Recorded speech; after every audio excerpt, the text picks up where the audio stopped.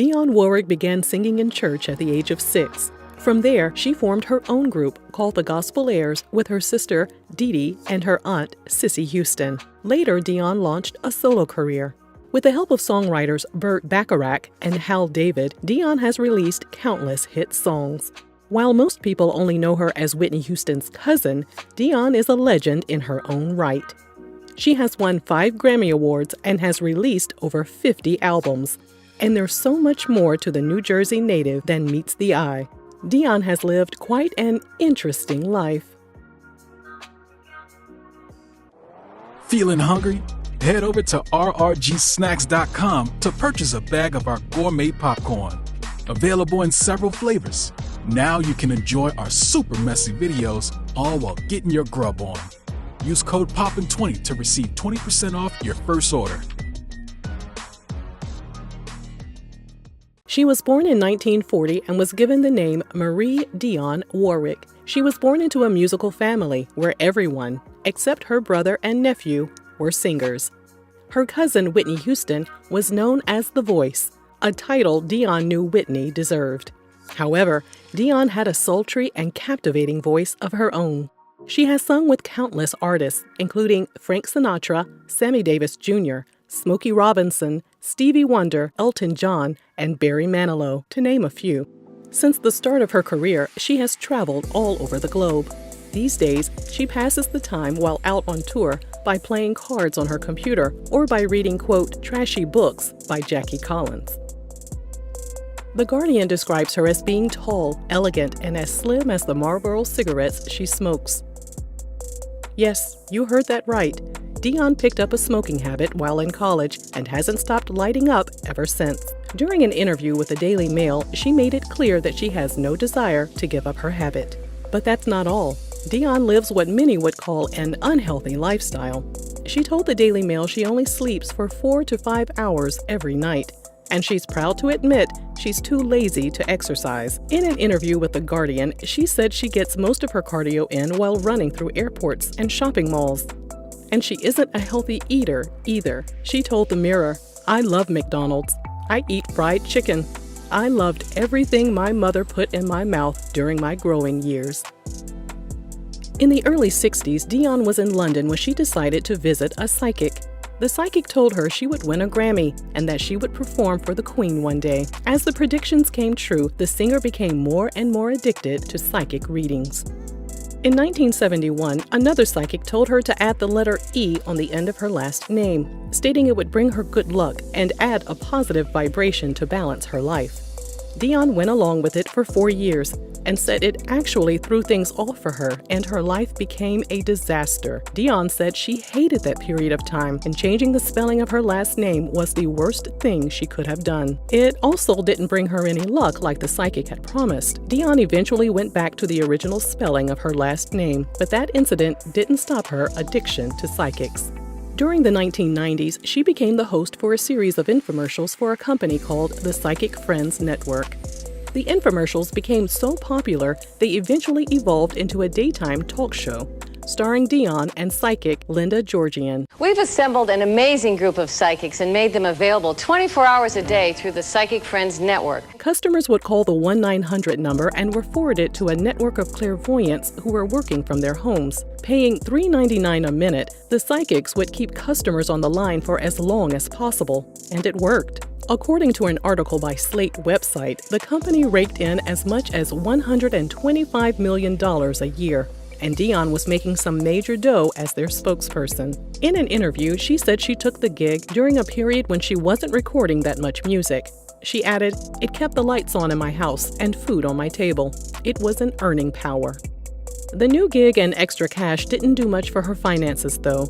In 1993, she filed for Chapter 11 bankruptcy. The case was eventually resolved after she surrendered 3 cars, including her beloved BMW. In 1998, the corporation that owned the Psychic Friends Network filed for bankruptcy as well. Dionne ended her affiliation with the company when people began to identify her as the psychic lady instead of recognizing her for her music. She has had many relationships during her lifetime. She had her first boyfriend at the age of 15, but after graduating from high school, they went their separate ways.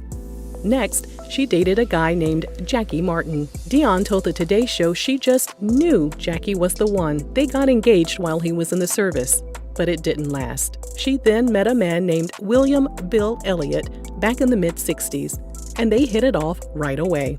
Dionne told the Sydney Morning Herald he was a cute and talented musician and actor. She was 25 years old when they got married, but Dionne realized that things wouldn't work out.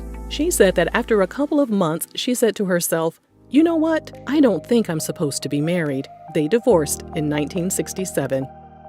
She went to Italy to perform, and her ex-sister-in-law just so happened to be living there at the time. The woman approached Dionne after one of her concerts and said, "Guess who's here?" It was Bill, and he wanted Dionne back. Dionne said he wooed her all over again, and they got married a second time. They had 2 children, David and Damon. Their sons inherited Dionne and Bill's love for music. Sadly, things didn't work out for Dionne and Bill once again. Dionne told the Sydney Morning Herald that since she was the breadwinner in the relationship, it caused some tension. She said the male ego is a very fragile thing.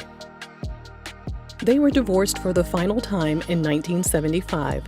During divorce proceedings, Bill revealed Dionne was making $100,000 a month, which was 200 times more than his own monthly income. But according to the Telegraph, his request for $2,000 per month in spousal support was denied. After Bill passed away in 1983, Dionne decided she would never get married again. However, she's not sleeping alone at night. She has been romantically linked to actor Philip Michael Thomas, O.J. Simpson's getaway driver and former football player Al Collins, and Godfather actor Gianni Russo. During an interview with the Howard Stern show, Gianni claimed he and Dionne actually dated for 12 years.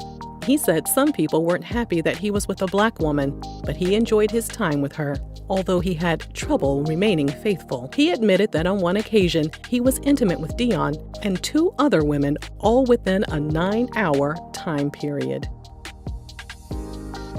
These days, Dionne splits her time between New Jersey and Brazil, and she told the Sydney Herald she was really enjoying the beautiful Brazilian men. Her global travels were cut short in 2003 when, while at a Florida airport, TSA agents found a lipstick case containing 11 cannabis cigarettes in her carry-on luggage. To this day, Dionne is adamant that she was framed and someone slid the items into her bag. She said, "What was found was not there when I packed it." She avoided going to court by filming a public service announcement to dissuade children from using substances. Dionne has suffered many losses in her life. In 1968, her brother, Mansell Warwick Jr., lost his life in an automobile accident. Her sister, Dee Dee, passed away in 2008. Her parents are both deceased. And in 2012, she lost her 24-year-old nephew and her cousin, Whitney Houston. The following year, her life really began to crumble. In 2013, at the age of 72, she was forced to file for Chapter 11 bankruptcy once again. Her filing sent shockwaves through the industry. How could a 5-time Grammy Award-winning entertainer who was bringing in 7-figure paychecks be down to her last $1,000? According to the Telegraph, Dionne had debts totaling $505,000, not including the $7 million she owed in taxes. Thankfully for her, the tax case was ultimately dismissed, but she was still on the hook for the rest of her debts. The details of her bankruptcy stated Dionne was renting a South Orange, New Jersey home for $5,000 per month. Her monthly expenses also included $4,000 for a personal assistant and a little over $2,000 for electricity, food, telephone, laundry, and dry cleaning services. The majority of her income came from a $14,000 monthly pension, $6,250 from a production company she was listed as an employee of, and $2,200 in Social Security benefits. After all of her expenses, she stated she was only left with $10 per month. In a statement, her lawyer said Dionne had been a victim of terrible money mismanagement. In a note posted to her website, Dionne let her fans know she was okay and that they shouldn't worry about her. She ended her note by writing, "This too shall pass." Despite all of her accomplishments, the mother, grandmother, and icon's name often goes unmentioned when people discuss some of the greatest voices of all time. She's been building her music legacy for decades and is still releasing new music, including 2 albums that were released in 2019. And although it's been a while since she's been at the top of the music charts, she has acquired newfound fame thanks to her 500,000 Twitter followers, with hilarious tweets poking fun at today's popular musicians, posting memes that advocate for social distancing, and promoting her appearance on The Masked Singer. Dionne is enjoying her new title as everyone's favorite auntie. If you enjoyed this video, let us know down below in the comments. And thanks for watching Real Reality Gossip.